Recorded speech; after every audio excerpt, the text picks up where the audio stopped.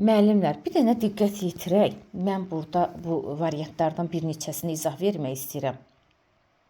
Və məsələn, bizdə burada deyir ki, doğrudur, Zahra müəllimə düz tapdı. Cavab burada A variantıdır. Çünki deyir, şagirdin fəaliyyətini artırmaq üçün onu qıcıqlandıran, onu da daha çox çalışmağa vadar eləyən. Məsələn, onu qıcıqlandıraraq, məsələn, deyək ki, bunu kiməsə nümunə göstərmək, görsən hamı yaxşı oxudu, sən yaxşı oxuya bilmədin, hamı yüksək nəticədə. Bunu qıcıqlandırar. Yəni daha da onu, yəni o doğru yanaşma deyir ümumiyyətlə. Yəni biz onu etməməliyik. Amma B-də deyir ki, müəllim şagirdlərdən etik normalara əməl etmələrini, nəzakətli dildən istifadə etmələrini istəyirsə, özü də buna riayət etməlidir. Bu o deməkdir ki, müəllimlər, əgər mən istəyirəmsə, mənim şagirdlərim mədəni, səliqəli davransın, etik davranışlara, nəzakətli sözlərə istifadə eləsinlər, ilk olaraq onu özüm eləməliyəm. Niyə deyirik? Müəllim şəxsi nümunədir. Müəllim rol modeldir.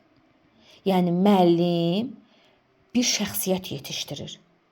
Biz onu etməsək, əgər bir şagird görsə ki, mən həmkarlarımla, deyək ki, münasibətim pozitiv deyil, negativ, məsələn, deyək ki, bir-birimizə qarşı soyuq münasibət və yaxud da ki, lap onlara qarşı, məsələn, deyək ki, şagirdlərə qarşı bir pozitiv münasibətim yoxdursa, negativdirsə münasibətim, deməli, o şagird də onu, biz nə istəyiriksə şagirdlərimiz necə olsun, onlar bizə baxıb onu eləyəcək.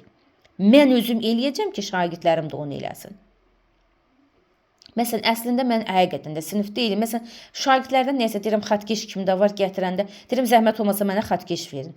Gətirəndə xatkeşi müəllim uşaqlar mənə verəndə deyir ki, müəllimə buyurun, deyirəm, sağ ol, təşəkkür edirəm. Deyirəm ki, bax, məsələn, hansısa sinifdən nəysə ki, deyirəm, get filan müəllimdən filan şey al, alıb gətirir. Qaytarıb verəndə deyirəm ki, qızım, deyirəm ki, müəllimə təşəkkür edirəm.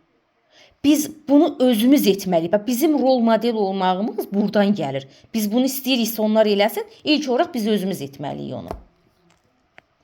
Və C-yə baxaq. Müəllim şagirdlərlə ünsiyyətdə böyüklərlə danışdığı kimi hörmətlə və mədəni şəkildə danışmalıdır. Bəli, müəllimlər, bu mütləq önəmlidir. Çünki bir şagird özünü nə zaman şəxsiyyət kimi hiss eləyir? Ona şəxsiyyət kimi yanaşanda. Biz onlara həqiqətən də, biz müəllim olaraq şagirdlərimizlə ünsiyyət qurarkən, onlarla tam hörmətlə, tam mədəni davranışla, tam səliqəli formada, yəni onlarla, böyüklərlə danışdığımız kimi danışmalıyıq. Bax, bu zaman şagird gələcəyin bir şəxsiyyəti, gələcəyin bir yetərli vətəndaşı kimi formalaşacaq. D-də də deyir, dərs zamanı işlətdiyimiz üslubla yanaşı, üslub bilirsiniz nədir, müəllimlər? Üslub biz, demokratik üslub var, avtoritar üslub var. Bir də liberal üslub var. İndi mən bunlar liberal üslub, bir neçə düşmüşdü mən müsahibəyə, bizim müəllimlərə sual vermişlər ki, liberal üslub nə deməkdir? Hə, deyim sizə nə deməkdir. Demokratik üslub o deməkdir ki, yəni sağlam psixoloji bir ortam yaradan, şagirdlər fikirlərini sərbəst şəkildə ifadə edirlər orada. Şagird mərkəzli təlimin qurulmasıdır. İnteraktiv təlim. İnteraktiv təlimdir. Bax, demokratik üslubda dərs keçən müəllim sinifdə şagird sərbəst şəkildə fikirlərini ifadə edə bilir. Qorxmadan, çəkinmədən, ancaq şagirdin fikirləri önəmlidir orada. Demokratik üslub budur.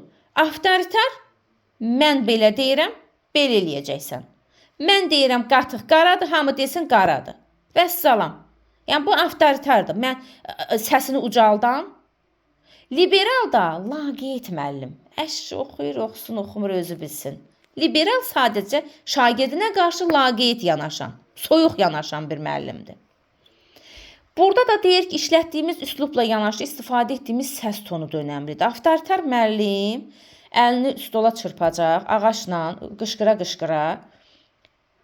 Amma demokratik müəllim necə? Demokratik müəllimdə məsləhət, xahişlə, uşaqlar bunu belə eləyək, siz necə məsləhət görürsünüz, bugün hansı üsuldan istifadə etməyimizi istəyirsiniz, siz necə istəyirsiniz, elə eləyək. Səs tonumuz önəmlidir.